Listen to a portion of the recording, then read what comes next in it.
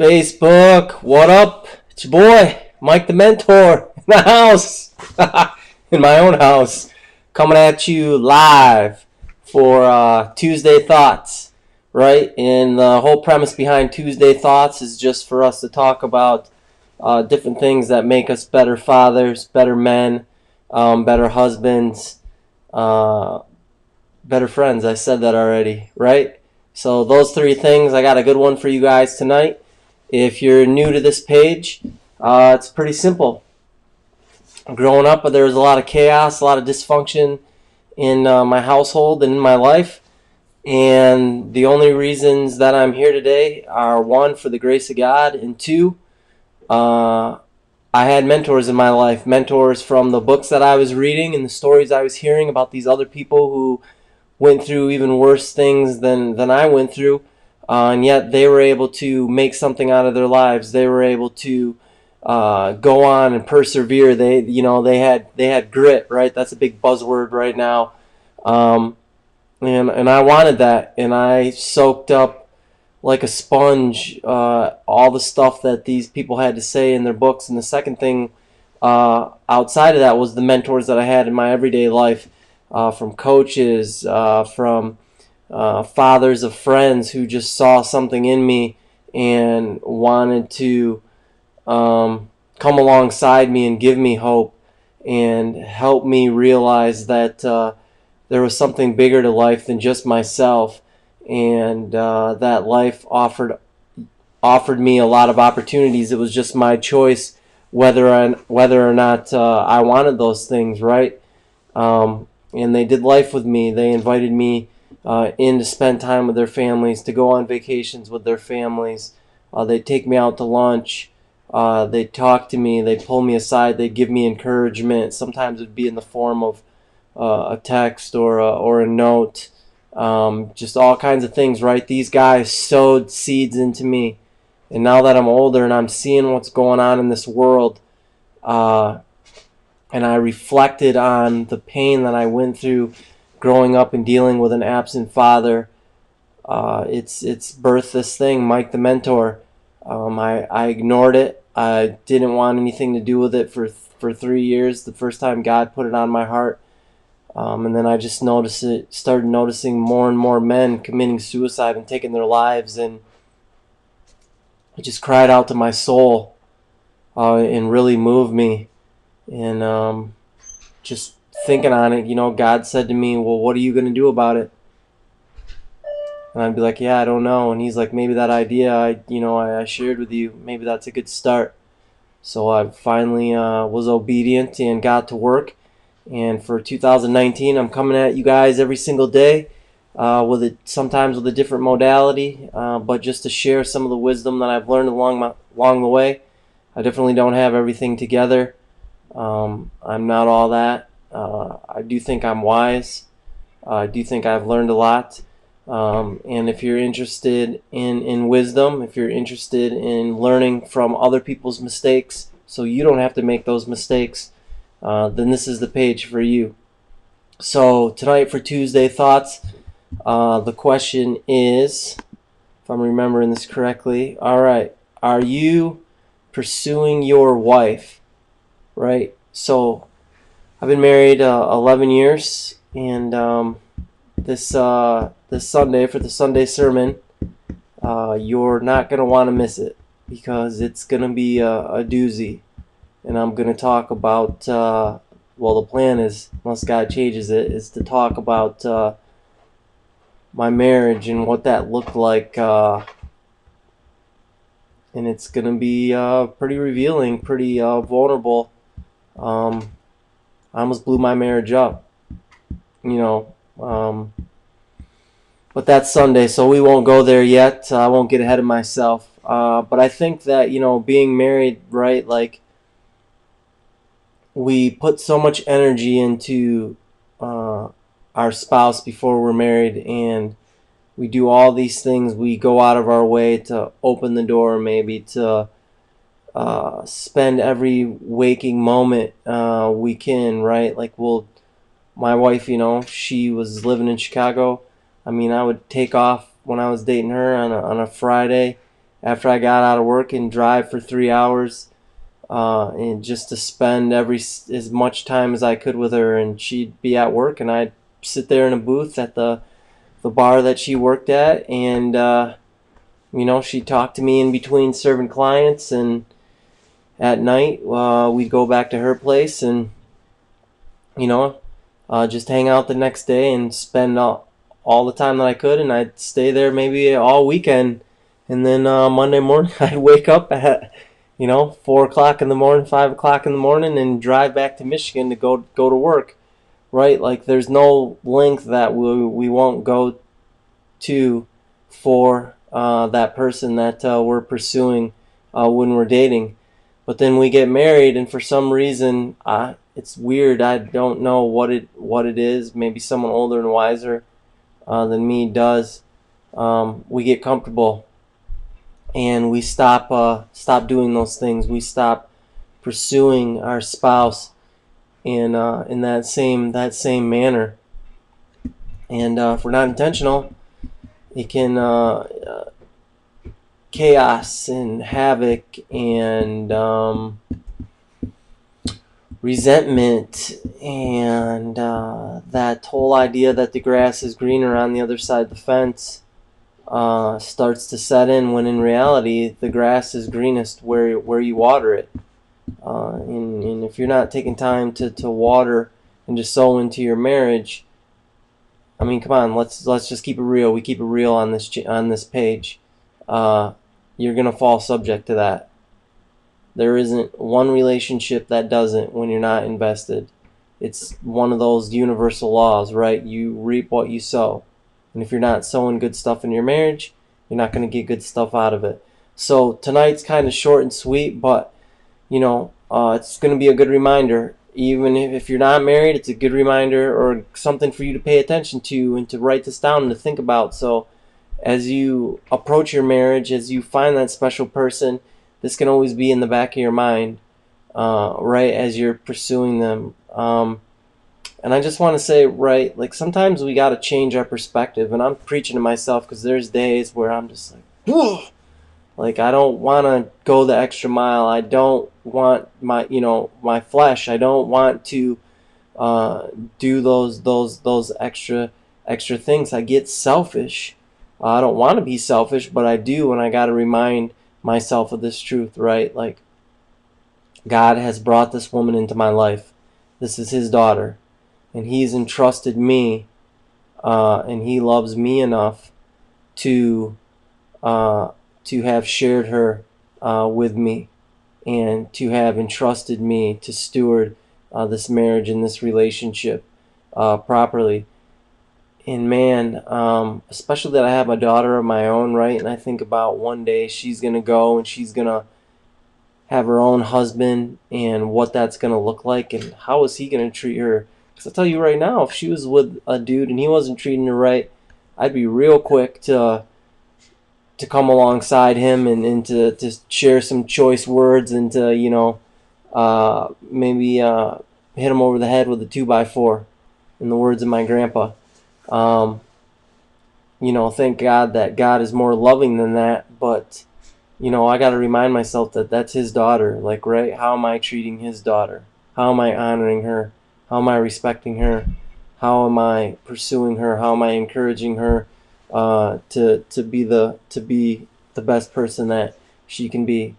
And dude, I fail at that a lot, honestly. Some days I suck at that, right? So these things are a reminder for me, just as much as they are for you. And even if you're not married, you're going to want to be cognizant of these things, right? Because I was just talking to somebody that I'm helping them out with something, right, that they're dealing with. And I was just saying to them, right, like, when we're growing up, we think marriage is going to be easy. I did. I'm like, I won't do what my dad did to my mom.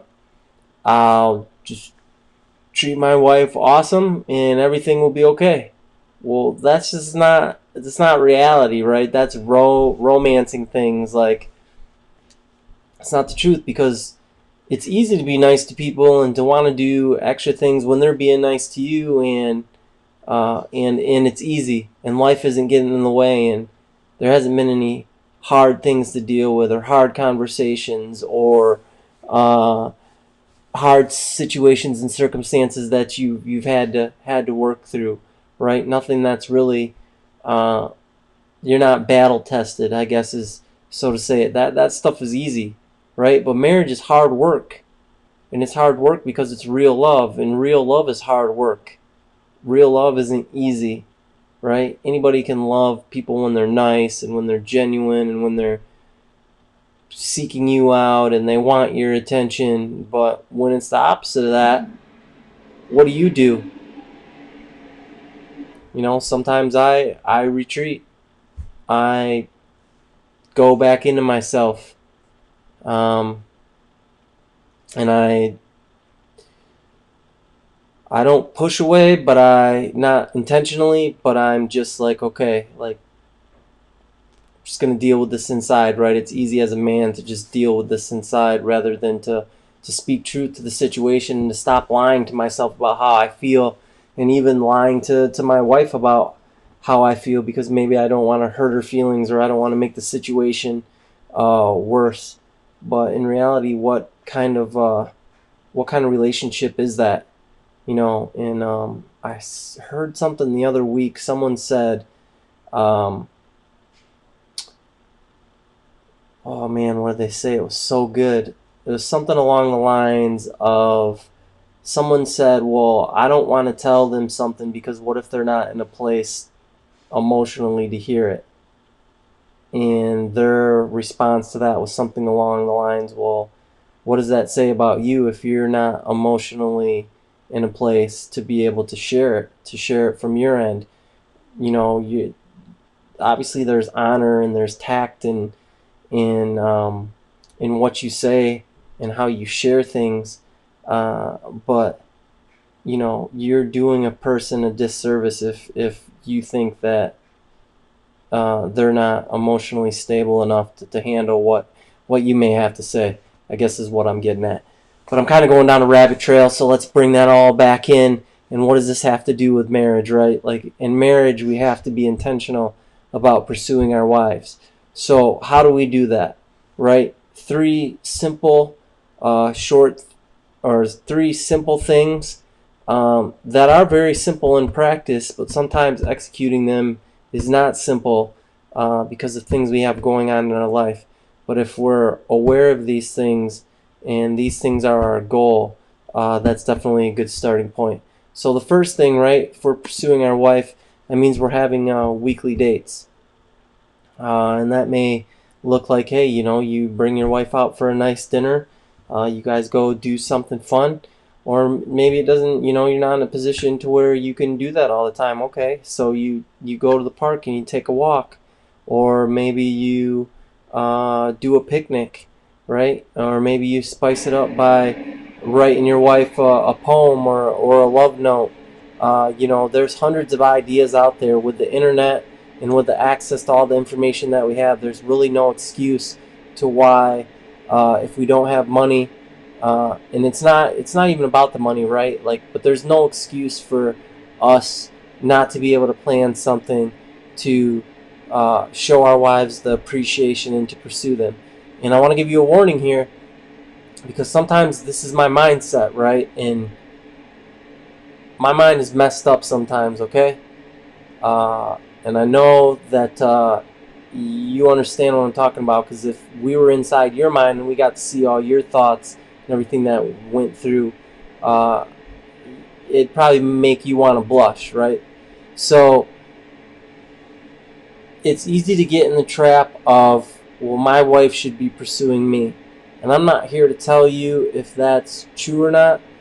What I am here to tell you that is, you've been made the head of the household. And there's responsibility that comes with that. And that responsibility, part of that responsibility is to be pursuing your wife. You lead. You go, you chase after her first, right? Not the other way around. It's not, oh, when she does something, then I'll do this. No, it's you lead. You move first. You act first. That's what headship looks like, right? So it's your job to plan the weekly dates. It's your job to plan these other things that we'll talk about, right? Take the initiative. Now, every once in a while, definitely, if you want your wife to take some initiative in some of this, say, hey, well, for our date night this week, why don't you plan something for us to do? But that should be the seldom occurrence. You need to put thought into it. You need to get the babysitter if that's the case, or ask the parents, or whatever that looks like for you. And it could be something as simple as, sometimes me and my wife just go to Taco Bell, or go to Core Life, or something that doesn't cost a lot of money, and just hang out and just talk, and just catch up. Sometimes there's seasons where we've gotten away from that, and um, it can, not having this, right, this weekly time together, uh, just only adds stress and compounds the stress that normal life and marriage brings. And I was told these things actually at a young age. I was shared these things at a young age, and then I was reminded of them by one of my coaches when I went to the Philippines to play a little basketball on a missions trip. And then, I've heard them since. So they're just good reminders, right? So have a weekly date night with your wife. Second thing is, it's good to shoot for quarterly weekenders, right? Get a weekend away where it's just you and your wife for an overnight, right? Get that adult time without the kids, and do something fun. There's, as men, we want adventure, and we want our wives to adventure with us. And I know sometimes, maybe your wife isn't the adventurous type. My suggestion for that would be to just communicate to her how adventure is important for you, and how you want her to come along with you, and get out of town, go somewhere new, try something different, right? Have that adventure, make those memories. And then the third one is, if you can plan, maybe you plan a yearly getaway, right? Just the two of you, adult vacation. It was actually cool tonight. We went to check out a Married Under 40 group at our church, and the speakers talked about, right, that they didn't have a yearly getaway. What they had is, what theirs looked like is, they would save for 3 years, and then they would go out of the country for a week, right? Every 3 years they would do that, and I thought that was really cool. A great idea. So the bottom line is, as men, we got to be intentional. We got to be pursuing our wives on a daily basis, and that can look like a lot of different things. You know your wife better than I do. Your job is to study your wife, to know what she really likes, what makes her beam. I got a friend whose wife really enjoys walks. And if he wants to make her day, all he does is have to come home, tell her to get on her shoes, and tell her that they're going for a walk, and he's golden. I mean, that speaks her love language, right? So yeah, that's it for tonight on the Tuesday Thoughts. I just wanted to remind you guys of this, and remind myself of this, and the importance of pursuing our wives, and us being the ones that take the initiative to do these things, and to remember that it's an honor for us to be able to do these things for our wives, and to be able to steward this relationship that God has entrusted us with, right? To love His daughter, right? That's all He's asking us to do, is to love it, to love His daughter, right? To honor them, right? To be responsible with that relationship. So I hope you guys have a good night, and we'll be right back here tomorrow on this page for Wednesday Wisdom. If you know a brother that could use this, maybe he's going through a hard time in his marriage, maybe he's dealing with some relationship issues. It's interesting what a little bit of intentionality, I think that's the word, will do to a relationship. Right? How it will change the course of a relationship, how it'll change the atmosphere of a relationship and in your house. So I want to encourage you with that. Hope you have a good night. I love you guys, and we'll talk to you later. Bye.